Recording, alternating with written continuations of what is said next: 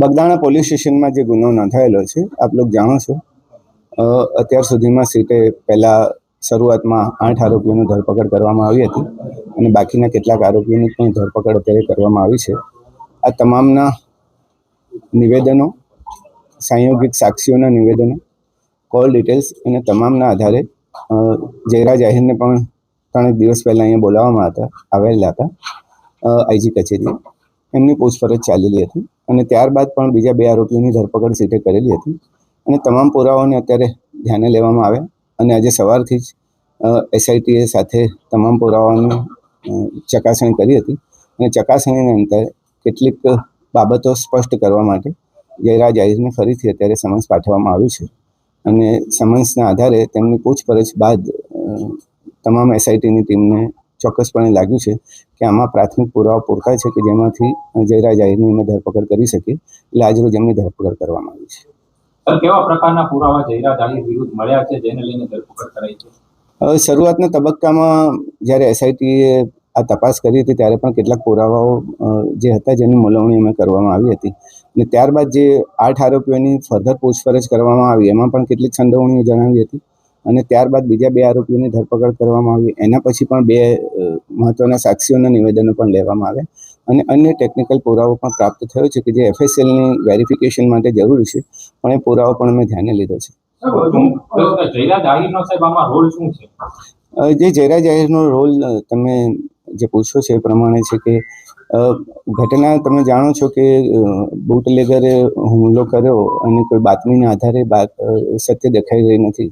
Actually જે આરોપીઓ જે છે રાજુ, નાજુ અને અન્ય લોકો પણ એ પણ જયરાજ આહિરના સંપર્કમાં પહેલેથી જ હતા અને મોટાભાગે એ તમામનું અને જયરાજ આહિરનું પોતાનું પણ રોષ હોવાનું કારણ સ્પષ્ટ થયું છે.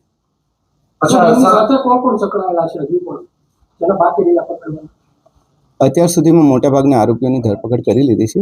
ટેકનિકલ ડિટેલ્સના આધારે પણ શક્ય છે કે કેટલાક આરોપીઓ હજુ મળી શકે અથવા તેમનો પુરાવો અમારે વેરીફાઈ કરવા પડશે. સર, તત્કાલીન પીઆઈ ડીવી ડાંગરનો શું આમાં બેદરકારીભર્યો રોલ છે?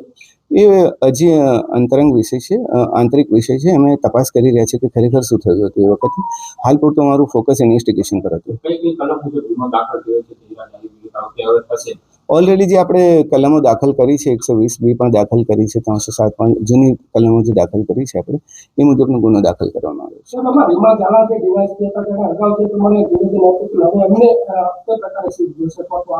છે.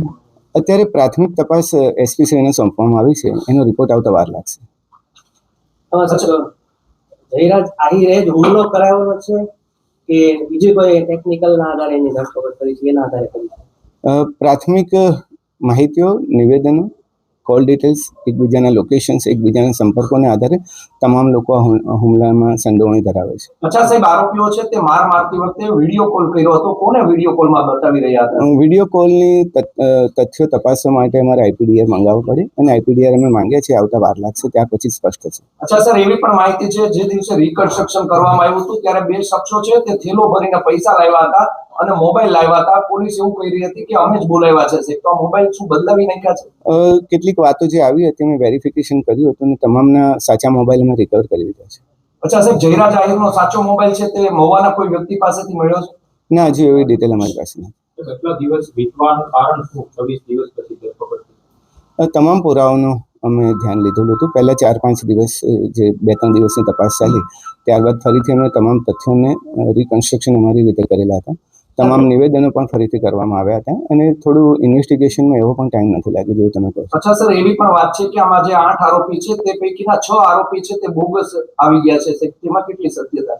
એ હજી સુધી તપાસના તથ્યો અમે ચકાસી રહ્યા છીએ, હજી સુધી નીકળ્યું નથી. સાહેબ, પ્રાથમિક તપાસમાં એવું લાગી રહ્યું છે કે જે ડીવી ડાંગર છે તત્કાલીન પીઆઈ તેમજ જે ડીવાયએસપી હતા તત્કાલીન રીમાબા ઝાલા તેમની આમાં છે તે બેદરકારી છે. એ તપાસનો વિષય અમે એસપીસીને સોંપેલો છે, એનો રિપોર્ટ આવતા વાર લાગશે. નવનીત બાલાજીએ જે પુરાવા આપ્યા એના આધારે જયરાજ આહિર સામે જે પુરાવા મળ્યા છે કે પછી કોઈ અમને તમામ પુરાવા અમે કહીએ કે તમામ પુરાવાઓને ધ્યાને લીધા છે. જેટલા આરોપીઓ પકડાયા, જેટલા સાક્ષીઓ મળ્યા, ફરિયાદીના નિવેદનો અને તમામનું અને ટેકનિકલ ડિટેલ્સ લોકેશન્સને આધારે પણ તમને જે પ્રેસ નોટ આપવામાં આવી છે એમાં તમામનો ઉલ્લેખ છે. સર ચેતનાપુરા અને રામભાઈ વાળાનો શું રોલ હતો આ કેસમાં? એ એક મહત્વના સાક્ષીઓ છે અત્યારે. સર તપાસ દરમિયાન સોશિયલ મીડિયામાં ઘણા લોકોએ આક્ષેપ કર્યા છે, કોઈ તમારી સામે આવ્યું છે કઈ ટાઈપના આક્ષેપો?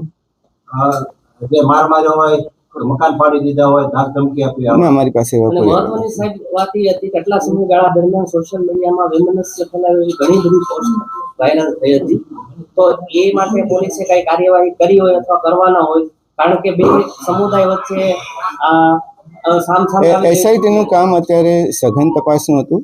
અમે એસઆઈટીની રચના ઓબ્જેક્ટિવલી ફક્ત ને ફક્ત તપાસના તથ્યો પર ધ્યાન રાખવાનું હતું. લોકલ પોલીસ ડેફિનેટલી કાર્યવાહી કરશે. પરિવાર આરોપીના પરિવારજનો જણાવ્યું હતું કે તેમના ઘરે પોલીસ અધિકારી પણ ગયા હતા. એ વાતમાં એ બાબતને અમે ધ્યાને લીધી છે અને એની પણ ચકાસણી થઈ રહી છે. અચ્છા સર, જયરા જાહીરના ફાર્મ હાઉસનો વિડીયો વાયરલ થયો હતો, તેમાં પણ આ કેસના 2 આરોપી ત્યાં બેઠા છે. આ કાવતરું સમગ્ર ક્યાંથી ઘડાયું હતું સાહેબ? એ કાવતરાની ટોટલ તપાસ અમે જ્યાં હજી થોડી વાર લાગશે, અમારે પુરાવાઓ અને ટેકનિકલ ડિટેલ્સની સાથે પછી તમને સિલસિલાબંધ હકીકતો અમે તમને પછી જ આપી શકીશ. અચ્છા સર, કેટલો ટાઈમમાં વિગત આ મીડિયાને આપશો સામે? ડેડલાઇન નહીં કહી શકાય. ઓકે સાહેબ, હવે ખાસ કરીને આજે તમે જ્યારે ખુલાસો કર્યો છે, જયરા જાહીર આરોપી બને છે, બંને સમાજ વચ્ચે વૈમનસ્ય હવે ઊભું ન થાય તેને લઈને ભાવનગર પોલીસનો શું રોલ રહેશે? જો ન્યાયિક તપાસ અમે કરી રહ્યા છે, એસઆઈટીએ ન્યાયિક તપાસ કરી છે, તમામ પુરાવો પણ ધ્યાને લીધા છે. આક્ષેપો પ્રતિ આક્ષેપો તો થતા રહે છે, પરંતુ હજી સુધી એવું કોઈ વૈમનસ્ય ઊભું થાય એવું જણાવેલું નથી. અને છતાં પણ આ પ્રકારનું થાય તો અમારી અપીલ છે કે આ પ્રમાણે સોશિયલ મીડિયાનો ગેરઉપયોગ કેટલાક લોકો ના કરે. સર, એવી પણ આજ સવારથી ચર્ચા ચાલી રહી છે, કોળી સમાજ છે તે 1 તારીખે મહાસંમેલન બોલાવે છે, જેને લઈને આજે એસઆઈટીને સરકાર દ્વારા આદેશ આપવામાં આવ્યા છે કે જયરા જાહીર સામે પૂરતા પુરાવા હોય તો તેની ધરપકડ કરવી. મેં પહેલા જ જણાવ્યું કે એસઆઈટીનું કામ સઘન તપાસનું હતું, ઓબ્જેક્ટિવિટી તપાસમાં રહી એના માટે અમે કામ કરતા હતા. અને એટલા જ માટે લોકલ પોલીસની સામાજિક પરિસ્થિતિનું આકલન કરી એમને ફ્રી રાખવામાં આવી હતી અને અમારા તપાસના તથ્યો પર અમારું આધારિત હતું. એટલે બાહ્ય પરિબળો અથવા બાહ્ય વાતાવરણની એસઆઈટીની તપાસ પર કોઈ અસર નથી. સર, કેટલા ડિજિટલ પુરાવા, સંયોગિક પુરાવા અત્યાર સુધીમાં જે 18 દિવસ આજે થયા છે એસઆઈટીની નિમણૂક થઈ તેમાં સામે આવ્યા છે? સીડીઆર અમે બધા મોબાઈલને પ્રાપ્ત કર્યા છે. તમામ આરોપીઓના મોટાભાગના આરોપીઓને એક સિવાયના તમામ આરોપીઓના મોબાઈલ પણ પ્રાપ્ત કર્યા છે.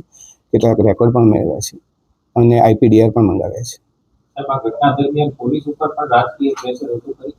મેં પહેલા પણ કહ્યું આ જ પ્રશ્નનો જવાબ કે એસઆઈટીની તપાસ એ ઓબ્જેક્ટિવલી કરવા માટે એસઆઈટીની રચના કરવામાં આવી હતી. એટલે કોઈ પણ પ્રકારના બાહ્ય પરિબળો અથવા તો બાહ્ય વાતાવરણની અસર એસઆઈટી પર એટલા માટે ના થાય કે ઓબ્જેક્ટિવિટી ફક્ત તથ્યો અને જે હકીકતોને પુરાવાને ધ્યાને લઈને જ કરવામાં આવી છે.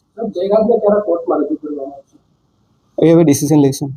પહેલી વાર જ્યારે જયરા જાહીરને બોલાવવામાં આવ્યા એ પછી અને બીજી વાર, પહેલી વારમાં એવા કયા પુરાવા ઓછા પડ્યા અને બીજી વાર બોલાવવામાં આવી ગયા? જો તપાસ એક સતત ચાલતી પ્રક્રિયા છે.